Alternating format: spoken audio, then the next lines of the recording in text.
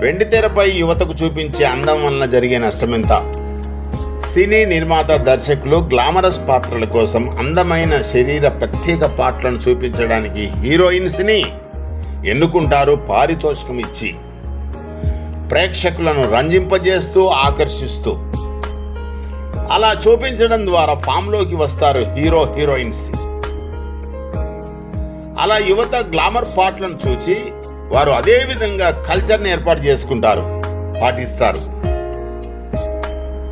యువతి యువకులను మరియు మోహంతోనున్న అందరినీ ప్రభావితం చేస్తాయి ఆ అందం, ఆ సౌందర్యం చెడు వైపు. అలా యువ ప్రేక్షకులను లైంగికం వైపు, మత్తు పానీయాల వైపు, ధూమపానం వైపు, మానభంగాలు, హత్యలు, దోపిడీలు, దొంగతనాల వైపు, సంఘ వ్యతిరేక శక్తులుగా ప్రభావితం చేస్తాయి. చెడు అలవర్చుకునేలా చేస్తాయి.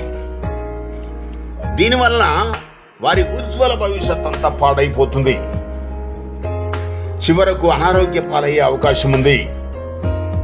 నీచ స్థితికి దిగజారి అవకాశాలు మెండుగా ఉన్నా వాటిని సద్వినియోగం చేసుకోలేరు యువతి యువకులు.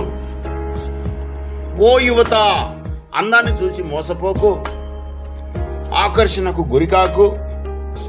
వారి అందం వారిదే, నీ అందం నీదే. వారి అందం రంగులు పూసుకోవడమే, రాసుకోవడమే. తర్వాత చూస్తే అంతా కూడా గబ్బు గబ్బే. నీ అందమే నిజమైన అందం.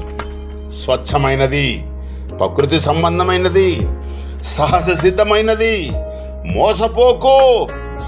నిగ్రహించుకునే శక్తి నీలోనే ఉంది. బలవంతుడిగా ఉండు, మానసికంగా బలంగా ఉండు. మంచి భవిష్యత్తును తీర్చిదిద్దుకో. సినిమాలలో, సీరియల్లో చూపించే మైమర్పించే అందమంతా మోసకరమైనది.